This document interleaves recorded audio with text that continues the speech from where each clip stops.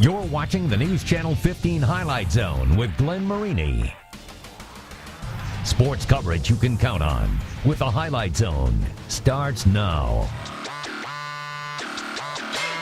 The way how that ended, we're very happy. They took it to us last year, so we're looking to get back at them. They probably have to circle him on calendar. We have to win this game to be in the standings. Yeah, that's something we think about. We always want the bell. I think we'll, in any game against anybody, we'll be able to score how much we want to score.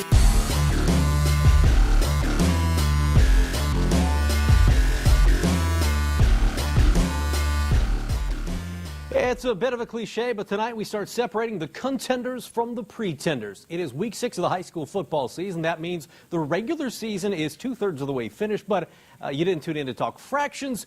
You want action, and there should have been plenty of that at Wayne Stadium tonight. Joe Whelan spent the evening there and has your Highlight Zone game of the week. Joe. Yeah, Glenn, big plays certainly weren't lacking tonight. Bishop Dwenger visiting Wayne in a game with huge implications in the SAC. The Saints unbeaten and tied atop the standings with Snyder. The Generals still reeling from that 69-47 thumping last week at Lourdes. Non-stop offense and an old-fashioned run game in your Highlight Zone game of the week. We know the Generals can score 50 points per game, but the defense has given up 30-plus in 4 straight contests.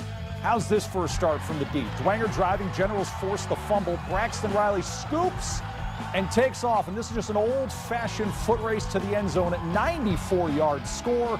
PAT was no good, so Wayne's up 6-zip. Dwenger settles down from there and goes to work. Next drive, Blake Podschnee up top to Marcus Stepp.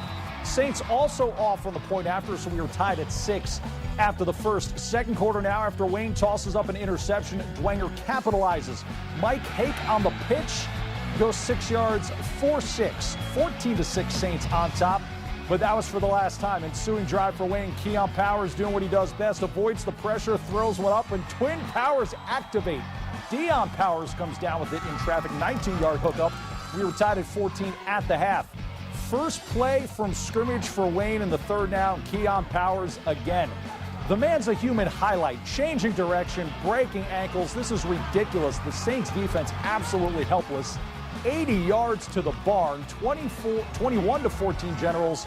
The defense would handle the rest. Wayne forces 5 turnovers. The defense scores 2 touchdowns. Generals take down Dwenger for a second straight season, 28-14. The defense, the star of the night. We had a big chip giving up, as many points as we did to Lourdes last week. So people were doubting if we were the real deal or not. We came out tonight against the Dwenger, who is always, pretty nice on the offensive side of the ball. They're a power team. And we just came out, we showed up. We did a real good job. It just shows how hard working our defense is and how much we want to win. We got to the ball, we covered better. We were much more aggressive, and, when they only score 14, you got a chance of winning. So, but they're a great offense. I thought our kids played very well. Wayne is at Southside next week while Dwenger travels to Indy to take on Cathedral. And Glenn, you heard Kai Black say in the post-game interview, this defense, after giving up 69 last week, came in with a chip on their shoulder. They only give up 2 scores. That was the big question mark. And for Dwenger, this throws a wrench into the SAC championship chase, because Dwenger still got games with Lourdes and with Snyder looming at the end of the season, so very much still left to be decided in the SAC. Thank you, Joe. Let's stick with that conference as Lourdes lost to Concordia twice last season. Knights at Zonda Stadium looking to turn the table in recent history. Opening kickoff. How about the Cadets? Making a statement. That's right. Opening kick. Peterson Curligrand, long name, even longer on the return. He goes 80 yards, but he's tripped up at the 5-yard line. No worries, because it would set up this. Later on the drive, Daniel Sparks to Peter Morrison, and it's 7-zip Cadets. Now Lourdes responds. They got one of the best players as far as the juniors go in the state. We're talking Austin Mack. Ohio State wants him. Notre Dame wants him. Michigan wants him. The Cadet defense wanted him, but they didn't get him. 37 yards on the handoff, 7 all. Second quarter, it's Noah Wazinski to Tyrell Johnson. Pretty football. 14-7 Lourdes as the Knights, a little redemption from last year. They win it 52-27. Now, Northside beat Snyder in the regular season last year to win the bell. Snyder returning the favor, beating the Skins in OT to knock them out of the playoffs tonight. It was all Snyder. Second quarter, 21-7 Snyder. Moneywoods, the sophomore, finds an opening, 28-7 Snyder. Ryan Hall, hoping he could stop that Snyder offense, but they had it going. You saw the rushing game. How about the air? Isaac Steveling to the junior Malik Bramley. 35-7 at that point. You thought that was pretty. Check out this. Moneywoods The move right there, and he takes it all the way to the bank. The sophomore is killing it as Snyder gets a big win, 56-21 at Northside. Northrop with a non-conference game. The Bruins battling Gary West first quarter. Gary West, a little bad snap right there, but Terry Jackson knows what to do. Scoops it up, then finds Paydirt for the touchdown, and it's 6-zip Gary West Cougars at that point, but Northrop responding. Garrett Shenley hooks up with the big guy. Aaron Thomas, look how big he is compared to those guys. 6'7", big gain for the Bruins, and then it's Mike Snyder in at QB. He would score on the keeper because the kid is an athlete. Gary West led 12-7 at that point, but Northrop gets a field goal, and then they get this in the second quarter. Casey Lawrence takes it in.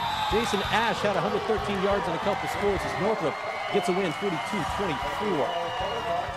Southside also stepping out of conference tonight. Archers taking on Indianapolis Northwest. It's Dennis Johnson here in the second quarter, faking and then rolling left to find Nick Thomas, the big guy, with a 10-yard touchdown catch, 14-zip. Archers midway through the second. Northwest punting, but Deontay Villia blocks the punt. Southside gets a short field, and then it's Marcolin Hairston taking the pitch. He would go 20 yards as he reversed field. Pretty good move right there. He gets all the way down to the 1-yard line, and you know what? You got to reward the guy. On the next play, it's Hairston getting in as Southside gets that elusive first win, 42-7. Let's move on to the NHC. Carroll still undefeated on the season and in conference. Belmont trying to shock the Chargers. First quarter, Aiden Smith to Eric Lauer.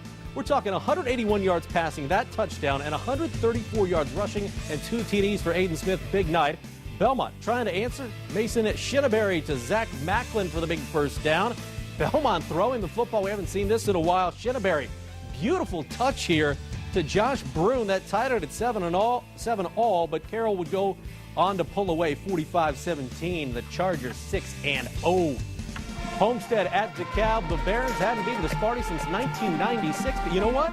They've been snapping streaks left and right this season. Pick it up in the fourth. Homestead up 23-10. Harrison Price, though, to Will Crispin, and he's leading receivers all across the area in yardage. You can see why he's 6'6" and can run a bit. It's 23-17 at that point. DeKalb cutting in the lead. Fourth quarter, minute and a half to go. Same score. DeKalb maybe can win it with a TD, but Matt Anderson, are you kidding me? Right on the goal line. Officially, they called it a 99-yard return. He takes it all the way back. How's that for a little insurance to make sure DeKalb doesn't get the victory for you Spartan fans? Homestead, a winner, 29-17 in Waterloo. Big-time matchup in Kendallville as the Knights versus the Knights. Norwell at East Snowell, start of the third quarter. Norwell from the 50. It's Harnish to Reggie Hayes. We've seen this. To Nathan Burrows. They get tricky, and it's a 14-7 Norwell lead. Now Norwell from its own 15 on their next possession. East Noble coming up with some defense. Dylan Jordan led this team in picks last year. You can see why. Good hands to get that one before it hit the turf. They're at the 6. And Dylan Fuller takes advantage. He pounds it in for the touchdown. Missed extra point, though, and it's 14-13 Norwell. Fourth quarter, it's Harnish pounding it in, but East Noble with a furious fourth quarter to come back and win this thing 27-21. Well, despite a 4-1 record, New Haven flying a little bit under the radar, I'd say, as the Bulldogs at Columbia City. First quarter threatening to score, but Columbia City fumbles at the 1, and New Haven takes over. There's a lot of green in front of Nishan Jones there, and he would take advantage. Jones, the sophomore, going the distance on New Haven's possession. This kid had 279 yards and 4 touchdowns. A ton of that yardage coming right there as he gets in for the score, 7-zip. You're going to see Jones do it again. I mentioned he had 4 touchdowns. This one a little bit short, but right up the middle as New Haven beats Columbia City. They double up the Eagles 42-21. Well, that wraps up the NHC and the SAC, but when we come back, we're going to hit up a game that could ultimately decide the ACAC crown. Heritage traveling to Leo. Last time they met at Lions Field was an overtime thriller a couple seasons ago. We're talking top teams in the NCC go head-to-head as Lafayette Harrison makes the drive to Huntington North, and Eastside is rolling in the NECC. Could the Blazers keep it up? We're also going to take you to Bern, Ligonier, and Angola. That's all coming up next in the Highlight Zone.